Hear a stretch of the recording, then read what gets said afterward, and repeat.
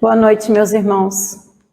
Sejam todos muito bem-vindos à nossa casa de oração, de acolhimento, de conforto, né?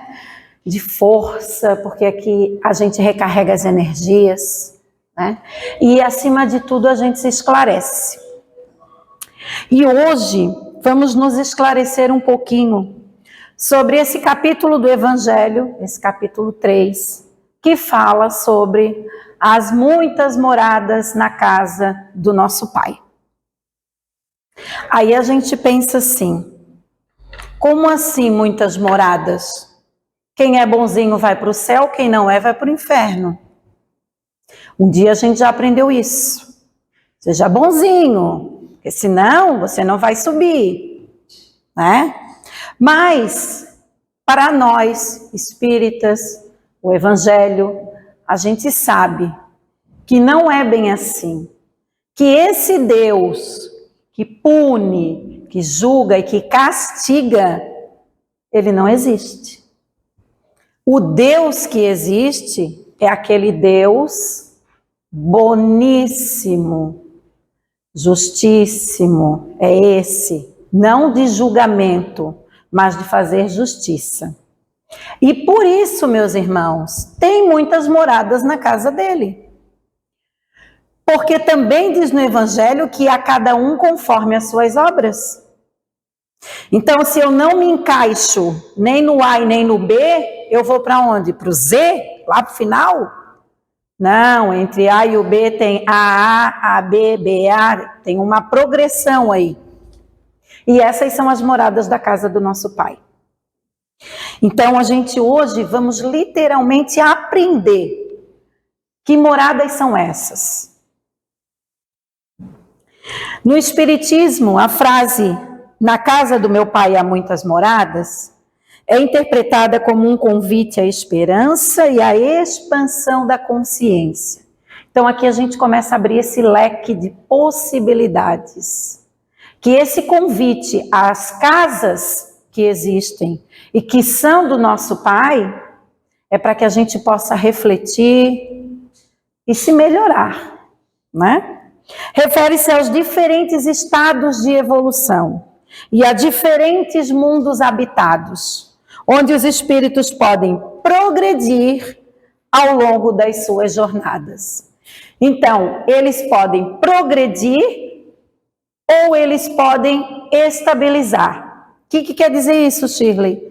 Estabilizar é que eles não avançam, mas eles também não regridem, né? Então, eles pararam ali. Eles têm as oportunidades das reencarnações e nada muda. Continuam persistindo no mesmo erro, apesar de todo o planejamento preparado para que ele melhore, evolua, trabalhe as suas dificuldades e as suas mazelas, e mesmo assim, ele reencarna por várias vezes e ele não melhora. Então, ele não vai regredir, ele vai parar ali, ele vai estabilizar ali. O que ele adquiriu até ali vai ficar com ele. Agora, se ele aproveita as oportunidades que a reencarnação nos dá, porque é para isso, essa é a finalidade dela, ele progride ao longo do tempo, da sua evolução. Por isso, há essas várias moradas. Não são porque somos julgados, tu vai para essa, tu vai para aquela, tu vai para aquela. É porque nós evoluímos de acordo com cada uma delas. A frase proferida por Jesus em seu adeus aos discípulos sugere que o reino de Deus é vasto e que há diversos níveis de consciência e de evolução espiritual. Então aí a gente já começa a entender qual é a casinha que a gente vai entrar. Quando a gente percebe qual é o meu nível de consciência, qual é a minha condição moral, qual é o meu caráter e qual é a minha evolução espiritual. Ah, mas como é que eu vou saber se eu evoluí espiritualmente? Pois eu estou aqui nessa vida, eu não lembro de nada que eu fiz na outra. Quer ver como a gente sabe? Exemplo. Há algum tempo atrás, exemplo, tá? Algum tempo atrás, eu não podia ver uma tal situação. Aquilo me irritava, me deixava ruim, eu era obrigada a falar.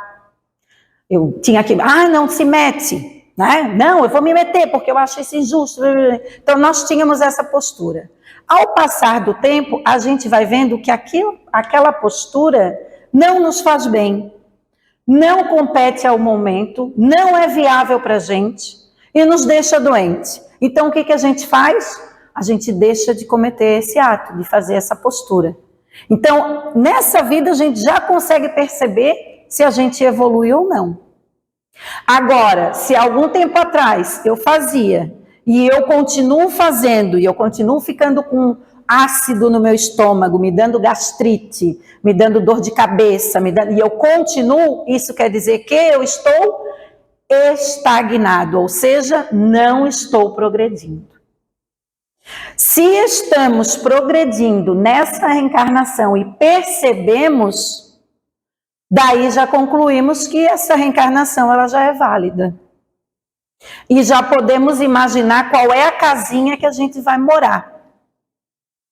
No Espiritismo, essa casa é entendida como o universo espiritual com múltiplos mundos e níveis de desenvolvimento. Meus irmãos, tudo nasce da nossa consciência e da nossa evolução espiritual. Tudo nasce daí, né? Tem uma frase que diz que antes de eu melhorar o mundo, eu tenho que me melhorar. É por aí. Então, a gente vai ver que tudo nasce da minha consciência, da minha evolução espiritual. Que daí tem todo aquele pacote de evolução moral, de reforma íntima, né? Por que eu estou falando isso? Porque daí nós vamos ver agora as várias casinhas que tem.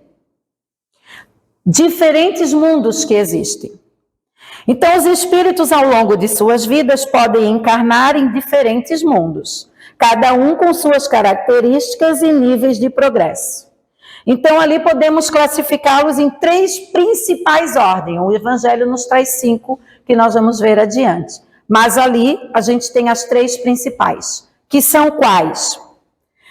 Tem a piramidezinha, né? Então, lá em cima tem a ordem dos espíritos puros, no meio tem a ordem dos bons espíritos, e lá embaixo tem dos espíritos imperfeitos. E aí a pergunta que não quer calar: em que ordem nós estamos? Nós estamos na segunda ordem, e já vamos ver por quê. No Espiritismo, os diferentes mundos habitados são classificados em 5 categorias, cada uma com características específicas. Tem os mundos primitivos, que é aquela terceira ordem ali da piramidezinha, que a gente já passou. Tem os mundos de provas e expiações, vocês já devem ter ouvido falar muito, que é o nosso planeta. Tem os mundos de regeneração, que é o que estamos nos encaminhando. Os mundos ditosos ou mundos felizes, como está no Evangelho. E os mundos celestes ou divinos. Todos vão chegar a essa casinha? Sim. Cada um no seu tempo, de acordo com o seu merecimento e com as suas obras. Mas todos caminham para a evolução. Um dia iremos ser anjos e vamos bater asa? Não, porque a gente sabe que esse anjo da asa não rola, né? Mas a gente vai ser muito, muito mais evoluído. A gente vai ter chance, possibilidade de ajudar as outras pessoas sem que a gente se estresse, sem que a gente fique impaciente. Olha só que interessante. Nós vamos conseguir ser anjo de guarda de alguém. Maravilha, né? Porque a gente não está preparado ainda para ser anjo de guarda de ninguém. Porque a gente fala a primeira, fala a segunda. Na terceira, a gente já quer dar um peteleco ou abandonar. E o anjo de guarda, ele jamais faz isso. Ele fala a terceira, a quarta, a quinta. Então, nós ainda nem isso podemos. Mas vamos chegar lá. Mundos primitivos. Vamos esmiuçar só um pouquinho. Mundos primitivos são mundos onde as almas humanas iniciam as suas encarnações em um estado ainda pouco desenvolvido e com baixa moralidade. Já quer dizer tudo, né? Com baixa moralidade. Isso tem a ver com o quê? A evolução, só reforçando que a evolução tem a ver com a nossa condição moral, com o nosso caráter. O mundo de provas e expiações, que é um que a gente conhece bem, já vamos ver aqui, ó, por quê? Nesses mundos, o sofrimento e as dificuldades são comuns. Vê se vocês conhecem esse mundo. Os sofrimentos e as dificuldades são comuns, como um ambiente de aprendizagem para o espírito evoluir. A Terra, por exemplo, é considerada um mundo de expiação e provas, onde a evolução espiritual é alcançada através de desafios e provações. Todas aquelas dificuldades que a gente tem, porque todos nós temos. Ah, agora eu vou para a casa espírita, vou viver a paz plena. Não vou. Ah, agora eu estou desenvolvendo a minha mediunidade, os espíritos vão me avisar quando eu vou ficar doente, eu já corro para o médico antes. Não vou. Vou ter as minhas doenças físicas, vou ter as minhas dificuldades, vou ter as minhas mazelas, meus problemas com a minha família, minhas dificuldades no meu trabalho. Vai continuar tudo igual. O que vai mudar é a nossa reação diante disso. Porque o que a casa espírita faz não é tirar, nos isentar dessas provas e desses desafios. O que a casa espírita faz é nos ensinar a como lidar com isso. E a perceber que apesar de, está tudo bem. E que isso faz parte do nosso crescimento. E meus irmãos, acreditem, quando a gente realmente crê nisso que a casa espírita nos ensina, tudo fica mais leve. A gente não entra em tanto desespero diante dos problemas, das dificuldades, porque a gente sabe que aquilo ali tem uma finalidade. Eu não fico mais questionando por que comigo? Ai, meu Deus, isso acontece comigo. E por que não comigo? Por que pode acontecer com os outros e não comigo? O que eu tenho de melhor? Qual é o parâmetro de Deus para me colocar acima dos outros, onde qualquer pessoa pode ter uma doença, qualquer pessoa pode ter uma dificuldade, pode sofrer um acidente e eu não? Se esse planeta ele é nosso, porque estamos no mesmo nível de evolução. E é isso que a casa espírita nos explica. Para a gente parar de ficar reclamando, questionando Deus. Por que isso? Por que comigo? Logo agora? Sabe? É esse tipo de conforto. Quando a gente diz, vai sair daqui mais confortado, mais esclarecido, é sobre isso. Porque estar na casa espírita não vai me isentar de dor nenhuma. Se ela é para ser minha, ela vai ser minha. Às vezes eu não quero, mas eu mereço. Porque aqui também a gente aprende que o que vem para mim não dá para colocar na porta do vizinho. Aquele filho que me desafia, aquela doença que não me larga, aquele vizinho que não suporto, sabe? É isso que a casa espírita nos propõe, graças a Deus. Porque aqui a gente entende, a gente reflete, a gente para um pouquinho e pensa assim, bom, se veio para mim, algum propósito tem. Porque é para mim, não é para meu marido, para minha esposa, para os meus filhos, né? Então é para mim, ok, pega o pacotinho, abre esse pacotinho, esmiuça ele e se livra. Para não ter que voltar, em vez de um pacotinho, com um pacotão. Porque essa é a evolução. Esse é o mundo de provas e expiações que a gente tem. Que nós temos oportunidade. Mundos de regeneração.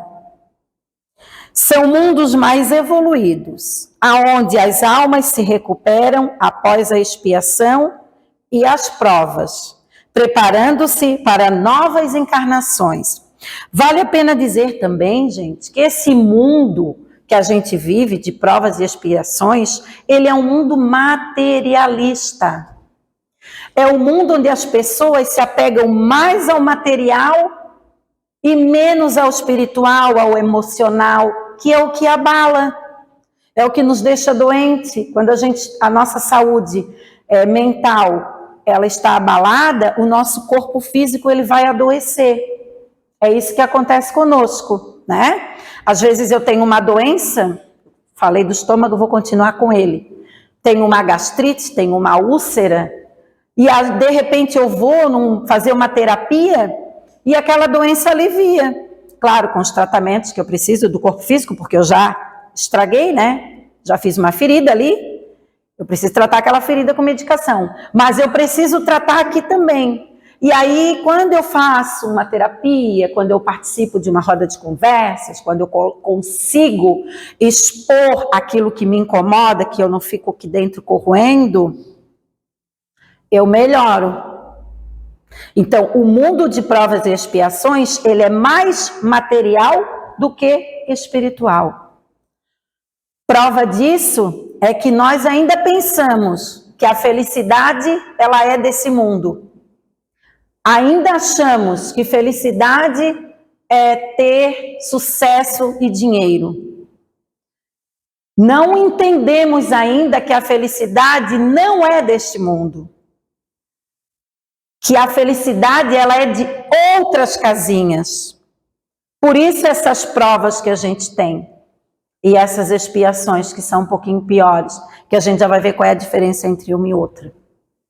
Né? Então é por isso. Então a matéria, ela fala mais o egoísmo, a maldade, né? Eles ainda predominam nesse mundo que a gente está, nesse mundo de provas. A maldade predomina, porque a gente vê atrocidades, né? E de repente, a gente vê uma coisa boa e diz assim, ó, ainda existe gente boa nesse mundo. Porque nós somos acostumados a ver mais a maldade do que a bondade. Vou dar um exemplo bem rapidinho que aconteceu comigo essa semana. Meu filho chegou em casa desesperado e perdeu o celular. Estava indo trabalhar de bicicleta. Disse, já era. Aí já ligou para o banco para cancelar a conta, né? Porque o cartão estava dentro da capinha do celular, que a gente faz isso, né? Aí eu pensei, como é que está gravado o meu número no teu celular, filho? Ele disse, mãe, só mãe é, vou ligar. Eu pensei, vai que uma alma boa, escute ali, leia ali, mãe, se sensibilize, né? Ó, a mãe, é a mãe que está ligando. E eu fiz isso, gente, e a pessoa atendeu. E a pessoa atendeu e, para resumir, a pessoa devolveu o celular. A pessoa estava passando de carro, viu o brilho do sol na tela, parou o carro, pegou o celular e esperou que alguém ligasse. Ainda existe pessoas boas nesse mundo. É sobre isso. Qual seria o normal para mim? E acho que para vocês? Não recupera mais, está perdido. Porque em março aconteceu comigo, eu perdi o meu e também nunca mais peguei. Então, a gente, quando acontece essas coisas boas, a gente vê uma luzinha. Mas é só para a gente entender que esse é o nosso mundo de provas. O mal ainda está superando. Por isso a gente vai passar para a regeneração. E quem está falando isso não é a Shirley. Está lá no Evangelho, no capítulo 3. A gente lê tudo certinho. Então, a regeneração não. Na regeneração, o bem já domina. Ai, que beleza. Aí não vai ser mais normal alguém não devolver o celular. O normal vai ser todo mundo devolver o celular, né? Os mundos ditosos ou felizes, como diz no Evangelho, nesses mundos o bem prevalece totalmente sobre o mal, a vida é mais tranquila, é mais feliz. E a gente fica até imaginando, né? Como seria. Nós vamos chegar lá, nessa casinha. E os mundos celestes ou divinos, como dizia a nossa querida Dona Ivone, aí só tem os graúdos, né? Só os grandes, aqueles que já chegaram à pureza, né? São os mundos mais evoluídos, onde a alma alcança a perfeição e a felicidade. A verdadeira felicidade. Não a felicidade de agora comprar um iPhone 15, daqui a pouco quer o 16, 17, e a felicidade ela nunca se torna concreta porque a gente está sempre buscando. Então essa não é a verdadeira felicidade. É essa aqui. Habitados por espíritos que atingiram o grau máximo de desenvolvimento espiritual. Não sei se dá para ler, mas ali na figurinha diz que a felicidade se acha destinada ao homem desse mundo, desde que ele a procure, não nos gozos materiais, mas sim no bem. E isso é muito importante da gente dar uma lembrada aqui, porque quando a gente faz o bem para uma pessoa, ou quando a gente não percebe que fez tanto bem, mas que a pessoa chega perto e diz assim, ó, ai, Bri, aquele dia que eu conversei contigo, ai, me fez tão bem, fiquei tão leve, a gente fica feliz. Essa é a verdadeira felicidade. Quando a gente diz assim, nunca me esqueço no dia que eu estava no hospital e você chegou para me visitar, eu estava lá sozinha. Nunca vou esquecer, você é eternamente grata, porque você fez isso. Essa é a verdadeira felicidade. Pai, me ajudasse na prova, eu tirei 10. Não dei nenhum brinquedo caro, nenhuma roupa de marca. Eu ajudei meu filho na prova e ele tirou 10. Eu parei para estudar com meu filho. A verdadeira felicidade dele é essa. Então, é por isso que a gente ainda está nas provas e nas expiações. Aí ali, a gente tem, né, a piramidezinha com os 5, porque lá na primeira eu coloquei 3, mas agora aqui são os 5. O primitivo, o expiação amarelinho, que estamos ali, passando para o rosinha, né? Claro, né? Ninguém vai ser passado, empurrado direto, vai ter que ter a média, vai ter que fazer as provas e passar, senão vai ficar na expiação, não vai mais cair para o primitivo, mas tem que estudar para passar na prova, tá? É igual a Enem. Ficar de braço cruzado, a Shirley falou que a gente está passando para regeneração, vou esperar. Fica esperando. Vai continuar ali no amarelinho. Vamos agir, né? Os felizes e lá em cima o divino.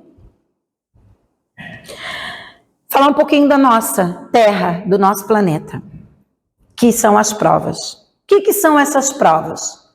São aquelas bem leves, tá? Aquelas que nós vamos nos lembrar agora.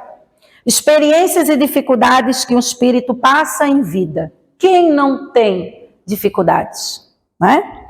Com o objetivo de aprender, crescer e se desenvolver. Não cair na mesmice de errar, de dizer assim, ó, eu sou desses, meu pavio é curto. Bonito, meu pavio é curto. Seu pavio é curto, não precisa nem falar para ninguém, porque nem é bonito, nem é elegante falar isso para os outros, que o pavio é curto. Elas são situações desafiadoras, escolhidas ou aceitas por nós. Escolhidas, escolhi ter esse problema no meu intestino? Posso ter escolhido sim. Não sei se vocês viram na segunda-feira passada que teve um teatro. Como é que era o nome da peça? Alguma coisa da família, né? William, me ajuda? Teatro que teve na nossa casa, do grupo Caravana de Jesus, é o grupo, né? Eles trouxeram uma peça que a pessoa, elas estavam num planejamento reencarnatório. A importância da família na evolução espiritual. Obrigada. Eita, ainda vou ser assim.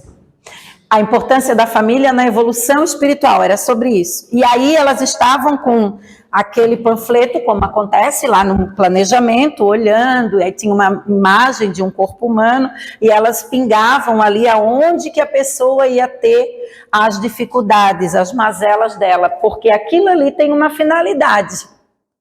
E aí, quando o espírito que ia encarnar veio para se despedir deles, porque já estava na hora dele começar a se preparar, ele começou a chorar.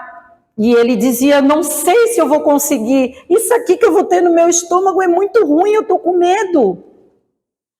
E elas diziam, não, meu irmão, mas porque ali ele não escolheu, mas ele aceitou. E ele começou a ficar nervoso e chorando, e elas confortaram ele, que ele não ia estar sozinho, mas que aquilo ali ia ser necessário, enfim. Ele se conformou, ele ficou mais calmo, e ele foi se preparar para reencarnar. Então, a gente não precisa se revoltar. Meu Deus, fui arrumar essa diabetes. A gente não precisa, ai, agora eu estou com pressão alta. Porque tudo que é nosso é nosso.